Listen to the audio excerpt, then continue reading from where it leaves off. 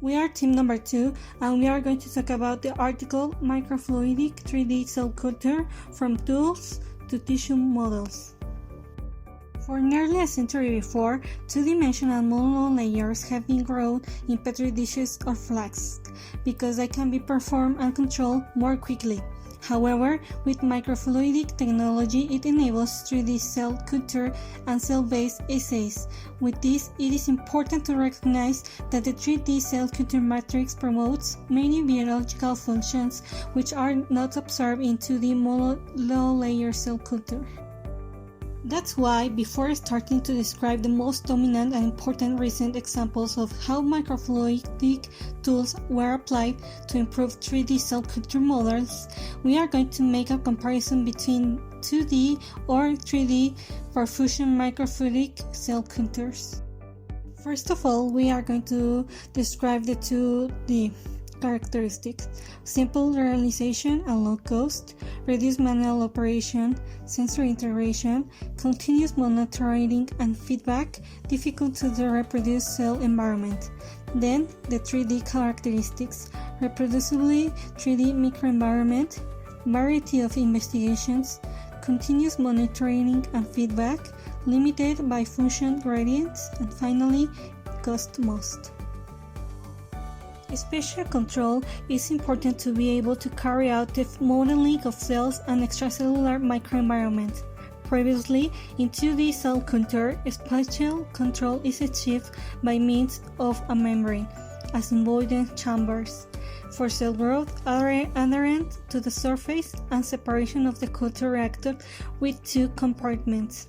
Currently, in microfluid systems, hydrogels are used to offer cells a greater physiological relevance, three-dimensional matrix.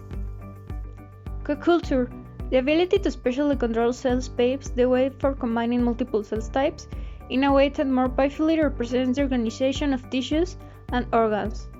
Using hydrogels, cells can be patterned to mimic the spatial organization found in vivo, which is useful to mimic, for example, the interaction between stromal cells with various tissues. Gradients: in vivo soluble biomolecular gradients are found in many different biological phenomena, such as angiogenesis, invasion, and migration. Microfluidic devices have been developed to study angiogenesis and anti-angiogenic factors, as well as tumor invasion assays. Since microfluids enable spatial control over fluids, the gradients can be precisely controlled. For example, by patterning a hydrogel between two fluids, stable and predictable linear gradients are formed. By altering the channel geometry and uplift flow rates, more complex gradient patterns are possible. Perfusion of 3D cell culture is almost exclusively reserved for the use of microfluidic techniques. The compartmentalized nature of microfluids allows the flow of media adjacent to or through a 3D cell culture. Benefits associated with perfusion flow include stable nutrient supply, waste metabolites removal, and control of oxygen tension. Perfusion is one of the most crucial aspects in vasculature, as it provides shear stress, which affects the cellular morphology and gene expression. For the case of vasculature, in the context of 3D culture, there are models that benefit most from the added value of these microfluidic tools. These were previously mentioned, such as spatial control, co-culture, gradients, and perfusion. These models are typically grown by seeding endothelial cells. This can be in or against a hydrogel. A perfusible vascular network was created in microchannels that were molded into collagen. As a result of this, endothelial cells are fully surrounded by a natural collagen matrix. There are vascular networks for culturing brain with stomal and neural cells in an attempt to create a model for blood-brain barrier.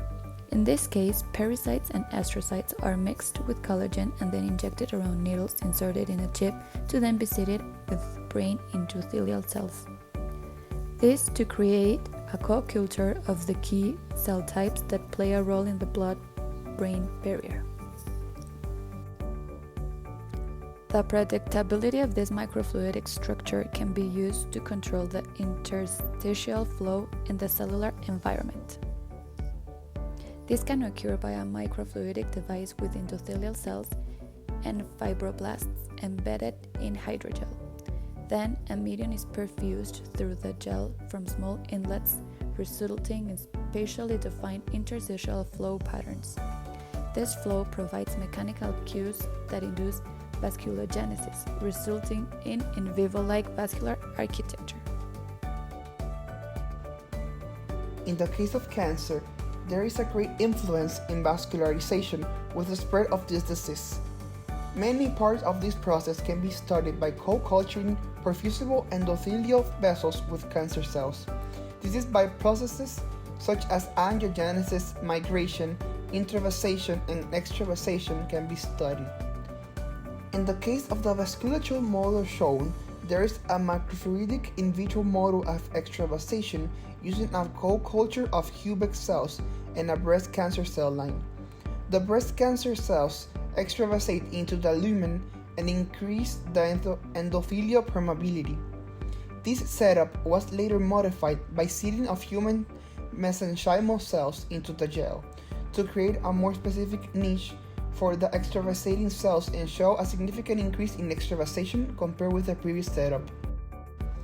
Invasion and sprouting of Hubeck cells was studied, in which they were exposed to a gradient of various cocktails of pro-angiogenic factors. Interestingly, it was found that a gradient of factor endothelial growth was not alone sufficient to trigger angiogenesis.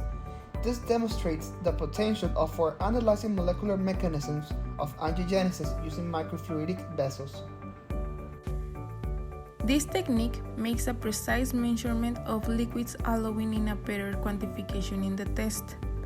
There are incentives that can drive the implementation of microfluids, such as improved reproducibility, cost effectiveness, and/or ease of handling. For example, the reduced dimension offers advantages such as reduced consumption of expensive cell material, hydrogel, and screening reagents, well-defined heights of microfluidic channels, dramatically improve imaging quality and speed. Human cells are a must for enhanced predictive models. Primary material is physiologically most relevant but suffers from complex logistics, batch-to-batch variation, and often limited lifespan in vitro. A validation strategy is to compare biochemical changes between an in vitro model and clinical studies, such as gene expression profiles, enzyme actives, and metabolism. The trend for the next few years will be the use of microfluidic 3D cell culture, and in combination with the recent advances in the stem cell biology. Microfluidic 3D culture models need to be fully validated before they can be applied. However, validation is a challenge on its own. It is widely expected that 3D culture models based on human-derived cells are better predictive of clinical outcome than animal tests.